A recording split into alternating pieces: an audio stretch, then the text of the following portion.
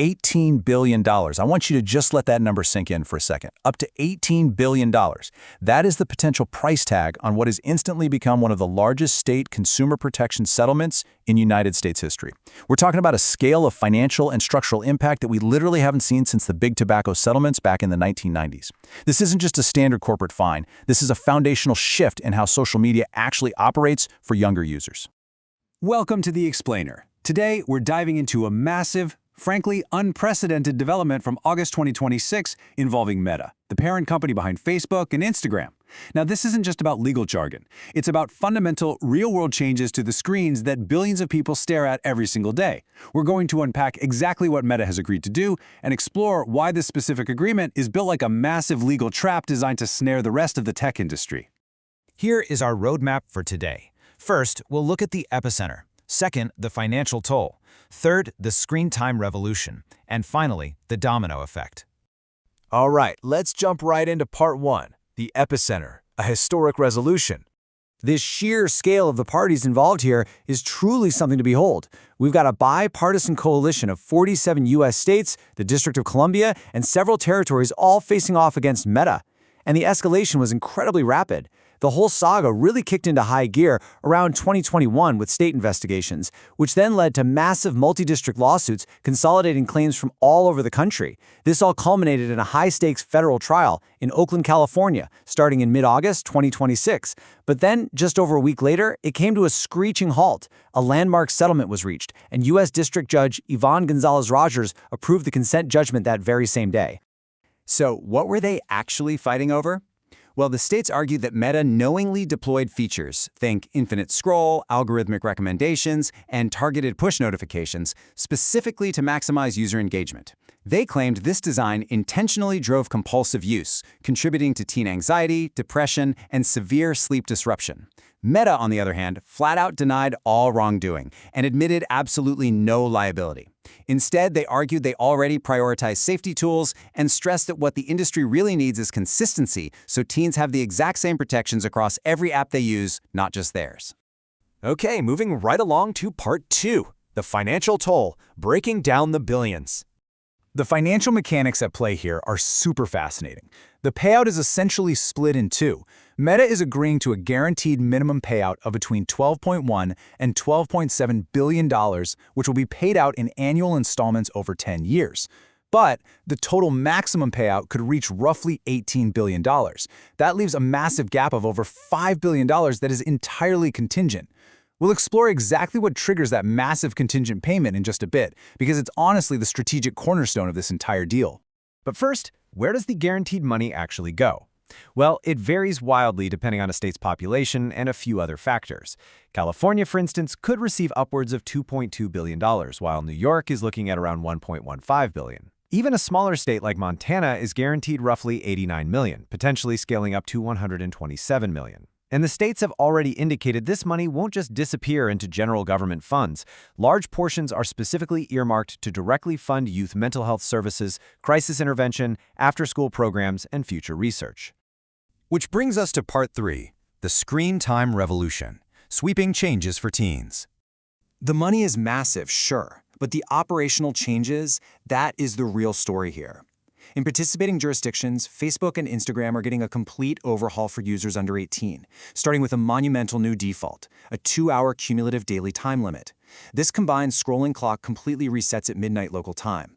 Now, things like messaging or consuming long-form content over 22 minutes generally won't count against this limit, and parents can step in to adjust or disable it. But setting this 2-hour mark as the standard default is a huge structural shift for the platform.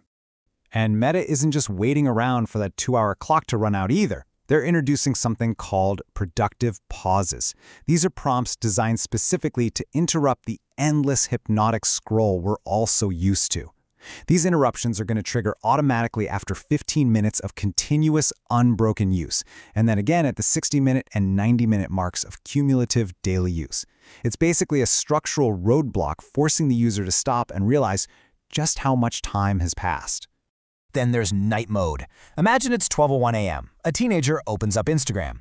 Under this settlement, by default, the app essentially just goes to sleep. Between midnight and 6 a.m. local time, night mode acts as a default block on most core access. That means no posting, no viewing feeds, no clicking through stories, no reels, no explore page. The feed just completely stops. Messaging and settings do remain available, and again, parents can modify this, but the default state is a hard, unavoidable pause on endless nighttime scrolling.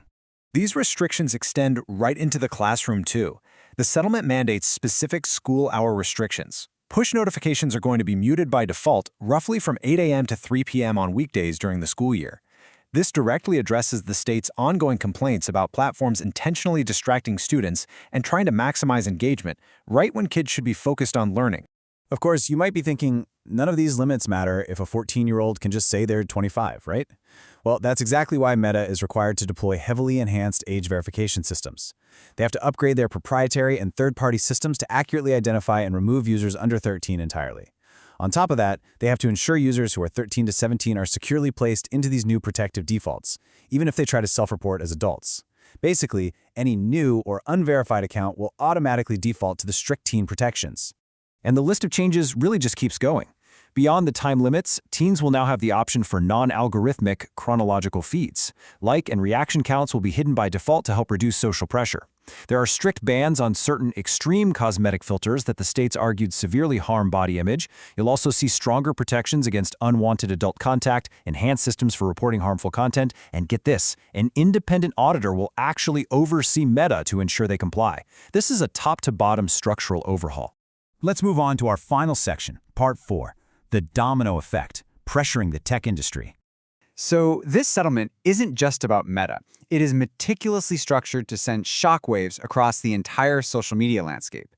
Now, before we look at the broader industry, it's important to point out impartially that not every single state was on board. States like Florida and New Mexico, for instance, chose to opt out entirely. Florida Attorney General James Youthmere actually rejected the deal, calling it a weak payoff and, quote, peanuts.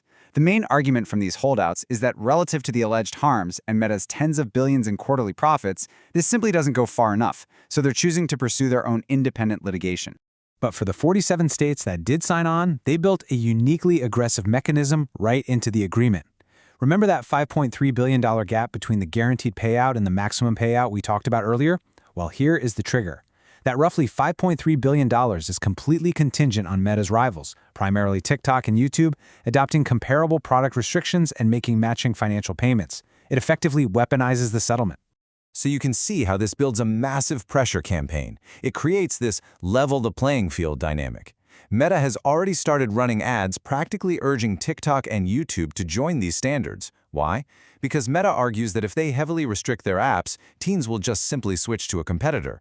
But here is the massive catch. If rivals do eventually match these rules, Meta's default time limit might tighten even further, potentially dropping from 2 hours down to just 1 hour per platform.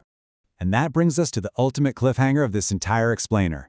The states have made their expectations crystal clear, and Meta is now actively pushing for its competitors to face the exact same restrictions. So the multi-billion-dollar question that will likely define the future of the internet is this: will rivals like TikTok and YouTube be forced to match these sweeping rules, completely transforming social media as we know it? Or will Meta end up standing alone, facing a massive competitive disadvantage in the teen market? That is something everyone, parents, investors, and tech users alike, will be watching very, very closely. Thank you so much for joining me for this explainer, and keep learning.